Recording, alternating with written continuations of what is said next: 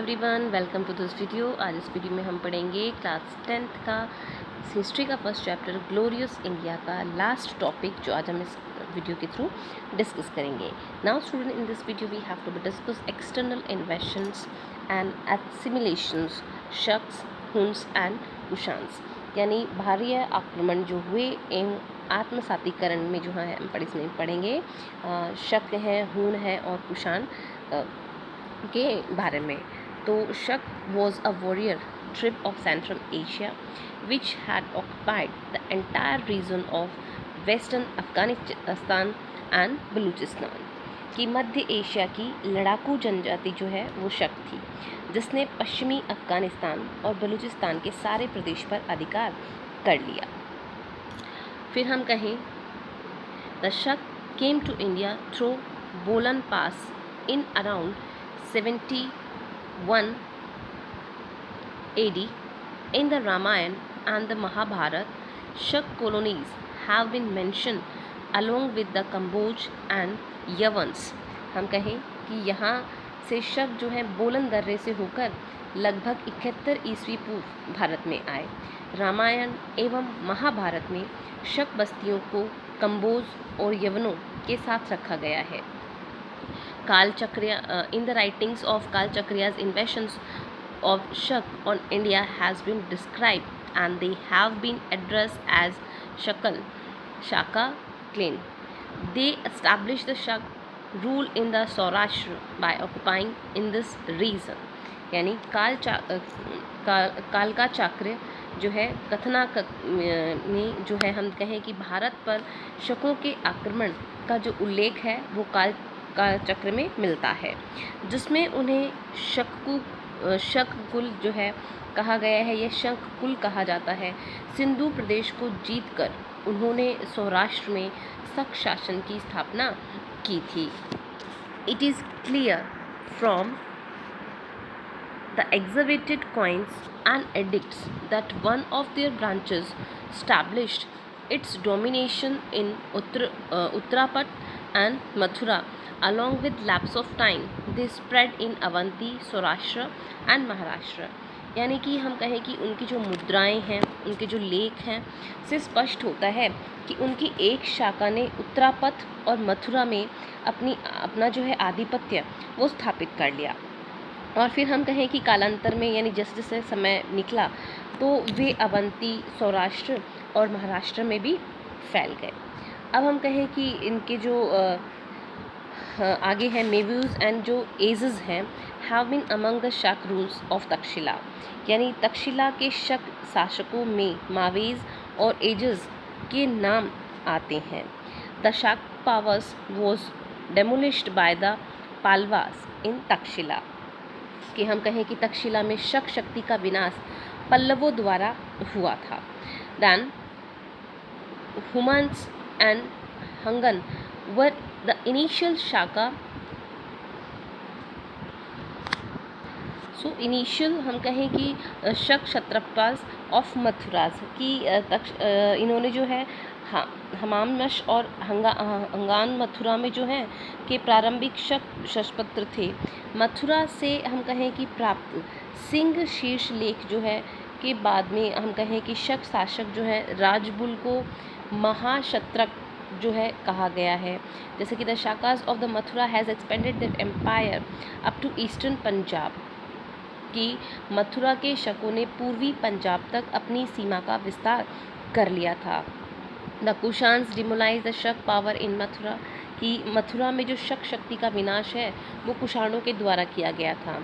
The Kushans the two rulers of the Kshaharata dynasty of the Shaka name the Bhumaka and the Nahapana are famous. These Shak rulers annexed several regions from the Satvahans and they established their rule in Maharashtra, Kathiawara and the Gujarat. ये हम कहें कि पश्चिमी भारत में शकों ने शक वंश के जो कहें कि भूमक तथा नहपान को जो दो शासक थे उनके बारे में ज्ञात होता है। इन शक शासकों ने जो हम कहें कि 7 वाहनों से कुछ प्रदेश जीते और फिर महाराष्ट्र, काठियावाड़ और गुजरात पर भी इन्होंने शासन किया। नहपान के समय माना जाता है कि भारत तथा पश्चिमी देशों के बीच में समृद्ध जो कहें कि हम व्यापारिक संबंध जो हैं वो काफ़ी अच्छे स्टैब्लिश थे, कि traditional relations, trade relations with the western countries की इनके साथ में जो है व्यापारिक संबंध काफ़ी माने गए हैं। It is evident from the coins excavated from a place called Jogalthambi that Nagfan was defeated by the Gautamiputra Shatakarni. In Nasik inscriptions, Gautami Shatakarni has been described as the destroyer of the Sharad dynasty. King Jastan, who established the Shaka dynasty in Ujjaini, is mentioned among the Shak rulers of Ujjaini and Kathiawar. In their edicts and coins, the rulers of this dynasty used Shak air. Chastan's grandson रुद्रामदमन was the important ruler. अब कहें कि जैसे कि इन्होंने कहा है कि जोलथम्बानी नामक स्थान से मिले इनके जो सिक्के हैं, यह प्रमाणित उनसे होता है कि नहपान गौतमीपुत्र शांतिकर्णी से पराजित हुआ था।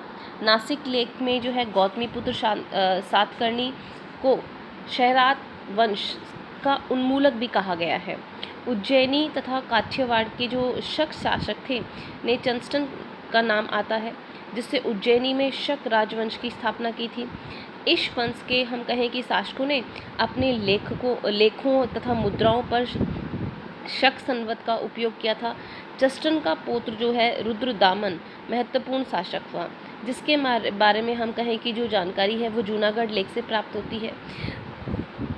तो हम कहें कि फिर we find information about him. The Junagadh inscription, Rudraman empire extended up to the east-western Malwa, Dwarika, Junagadh, Sabarmati river, Marwar, Indus valley, northern Konkan and the Vindhya mountain range. It is evident from the exhibited coins that Chastan's dynasty ended in 305 AD. कि हम कह सकते हैं कि रुद्रामन का साम्राज्य जो है पूर्वी पश्चिमी मालवा, द्वारका, जूनागढ़, साबरमती जो नदी है, मारवाड़, सिंधु घाटी, उत्तरी कोंकण एवं विंध्य पर्वत तक जो है फैला हुआ था। मुद्राओं से ये प्रदर्शित होता है कि चस्टन का जो वंश है, यानी कि उनके समय की जो मुद्राएं मिली हैं, जो अवशेष मिला है, उससे ये क्लियर हो जाता है कि जो चस्टन मिला है कि चस्टन का जो वंश था वो 305 ईस्वी में समाप्त हो गया था। यानी यहाँ तक जो है हम कह सकते हैं कि इन्होंने 71वीं ईस्वी पूर्व से लेकर 305 ईस्वी तक जो है इन्होंने शासन यहाँ पे किया था। अब इसके बाद में आपके आते हैं, हम कहें कि हुन जो है वो इसमें आते हैं। अब हम इनमें बात करते हैं जो हुन डायनेसिटी हुई या हुन के जो भारत में जिन्होंने आक्रमण किया उनके बारे में हम करते हैं। तो Hun was the barbaric tribe of central Asia just like the Shaka entered India from north western frontiers. कि हम कहें कि भारत पर शक और कुषाण के बाद अगर हम बात करें तो हुनों का भारत पर जो है पहला आक्रमण हम माने तो ये जो है 458 ईस्वी में हुआ था। तो उस समय अगर हम देखें तो ये भी जो है भारत में शक जो जैसे एंटर हुए थे उसी तरीके से ये भी भारत में एंटर हुए थे। दे वर ऑल्सो कॉल्ड द दैत्यास। इनको जो है हम कहें कि दैत्यास भी कहा जाता है।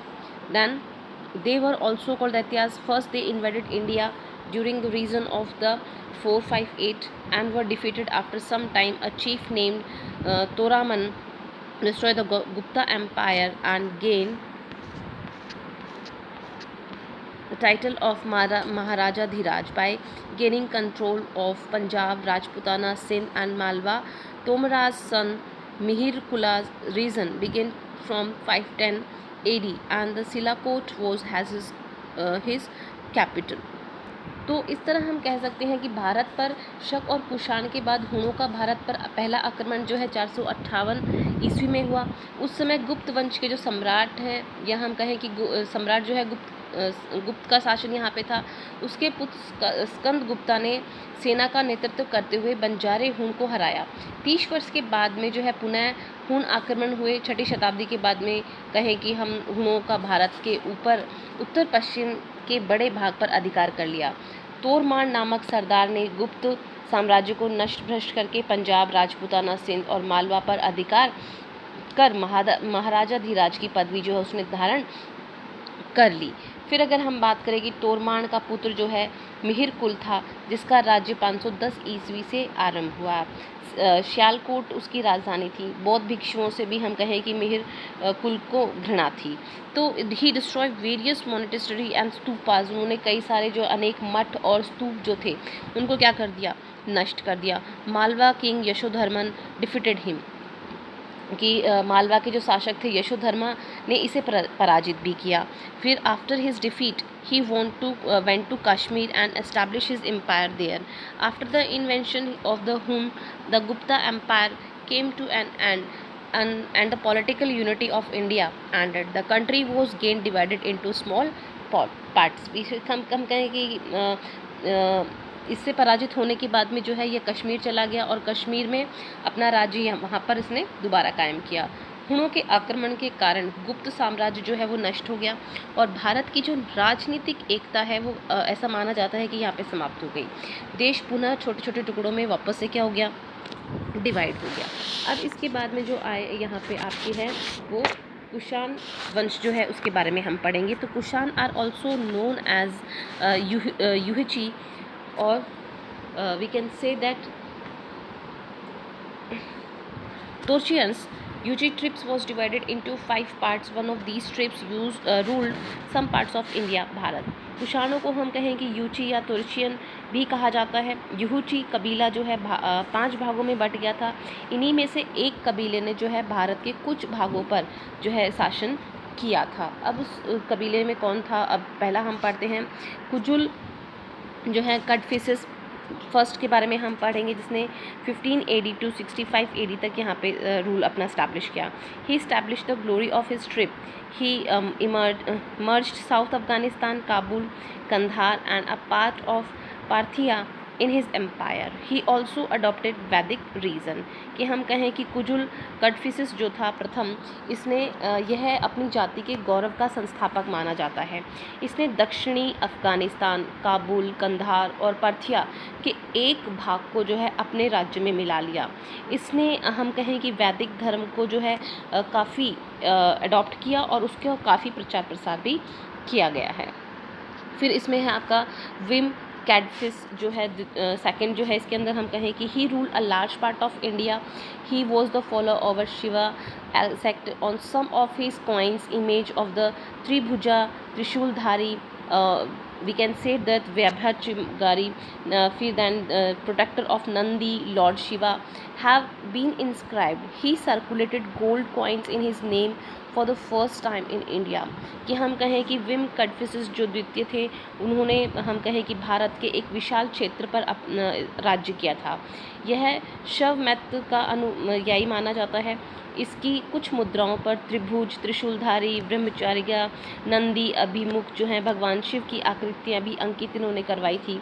इसने भारत में पहली बार अपने नाम के जो हैं सोने के सिक्के भी जो हैं वो चलवाए थे। अब इसमें आता है कनिष्क।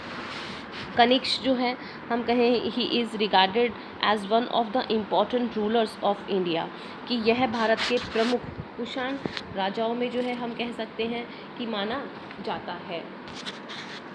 फिर इसके बाद हम कहें कि अकॉर्डिंग टू ट्रेडिशन, की परंपरा के अनुसार हम कहें fourth Buddhist council was held in the Kundvalvanam in Kashmir under the presidency of the Acharya Parshva in the Kanishka time। कि हम कहें कि परंपरा के अनुसार इसके समय में जो है कश्मीर के जो कुंडलवन है में आचार्य पार्श्व की अध्यक्षता में हम कहें कि चौथी बार संगीति संपन्न की गई थी। इन्होंने जो है वहाँ पर यज्ञ वगैरह करवाया। His first capital was the Peshawar and his second capital was the Mathura. He started a new era in 78 AD, which is renowned in the name of the Shak era. हम कहें कि इसने जो है 78 ईस्वी में नया संवत चलाया, जिसे शक संवत के नाम से जाना जाता है। कनिष्क ने कश्मीर को जीत कर वहाँ कनिष्कपुर नामक नगर भी बसाया था। तो हम कह सकते हैं which is renowned Kanishka conquered Kashmir and establish a town named Kanishkapura, यानी कश्मीर को उसने जीत कर जो है कनिष्कपुरा नामक टाउन वहाँ पे इस्टेब्लिश किया। He also gain victory over Kashgar, Yarkand and the Khotan. Then हम कह सकते हैं कि इन्होंने जो है काशगर, यारकंद व खेतान पर भी विजय प्राप्त की। फिर हम कहें कि gold coin which has been exhibited from Mahasthan Bogra has standing statue of Kanishka inscribed on it. Another statue of Kanishka has been found in Mathura. In this statue, he is wearing a robe which to his knee with heavy boot. On a copper coin, Kanishka has been shown performing sacrifice at the altar. In the royal court of Kanishka, Buddhist intellectuals like Parshva, Vashumitra, and the Ashwagosha, famous mathematicians like Nagarjuna, and renowned surgeons like Chakrak were present. The Mahayana sect of the Buddhist advanced and spread during Kanishk reign. कि हम कहें कि मथुरा ज़िले में कनिष्क की एक प्रतिमा मिली है। इस प्रतिमा में उसने घुटने तक का चोगा और बाटी, तो हम कहें कि जो है इनका एक स्टैचू मिला है, इनकी प्रतिमा मिली है, और उस प्रतिमा में हम कहें कि घुटने तक का चोगा और भारी बूट पहने हुए हैं। एक तांबे के सिक्के पर कनिष्क को वेदी पर जो है बलि देते दिखाया गया है। कनिष्क के राज दरबार में हम कहें कि पार्श्व है, वसुमित्र है, अश्वघोष जैसे जो है बौद्ध विचारक, नागार्जुन जैसे प्रख्यात गणितज्ञ और चरक जैसे हम कहें कि चिकित्सक विद्यमान थे। बौद्ध धर्म की महायान शाखा का जो अभ्युदय और प्रचारक कनिष्क के समय में ही हुआ था। अब हम ये कहें कि उत्तर भारत में कुषाण शासकों की जो सत्ता है 230 ईस्वी तक बनी रही। इस समय रोम से भारत का व्यापारी काफ़ी लाभप्रद जो है हम कह सकते हैं कि था, जिसने कि भारत में आर्थिक समृद्धि भी की थी। ये आपके यहाँ पे कनिष्क का फ़ोटो यहाँ पे दिया हुआ है आपको, और ये आपके जो कॉइन्स ऑफ कुषाण पीरियड की, कुषाण के समय के जो कॉइन्स थे वो यहाँ पे हमें शो कर किए गए हैं।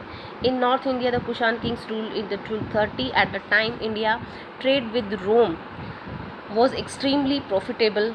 As a result India became very precious. कि हमने जैसे बताया कि उत्तर भारत में कुषाण शाकों की सत्ता जो है लगभग 230 ईस्वी तक बनी रही। इस समय रोम से भारत का जो व्यापारिक संबंध थे काफ़ी लाभप्रद स्थिति में थे, जिससे भारत को हम कहें कि काफ़ी सारा आर्थिक जो है प्रॉफिट हुआ था।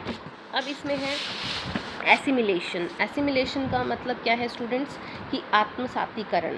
कि Shaka, Huns and Kushans all three were foreign tribes. कि हम कहें शक है, हुण है, कुषाण है, ये विदेशी जातियाँ थी। In need they rule India. फिर भी जिन्होंने हम कहें कि इन्होंने भारत में शासन तो किया। Indeed they rule India but gradually they assimilated into Indian society and culture due to the liberalistic policy of Indians Bharatiyas these barbaric tribes claim become a part of society. The Kushan rulers were ardent followers of Vedic religion and they remained loyal towards Shivatic sect. Services of Buddhism done by the Kanishk made him one of the greatest kings of the rule India Bharat. जैसा कि हमने कहा कि ये चाहे विदेशी जातियाँ थीं, लेकिन फिर भी इन्होंने भारत पर शासन तो किया, परंतु धीरे धीरे हम कहें कि इनका भारतीय समाज एवं संस्कृति से जो आत्मसातीकरण हुआ भी हो गया। कुषाण शासकों में तो हम कहें कि वैदिक धर्म पालन एवं जो शिव मैथ की जो निष्ठा थी वो सर्वमान्य रही।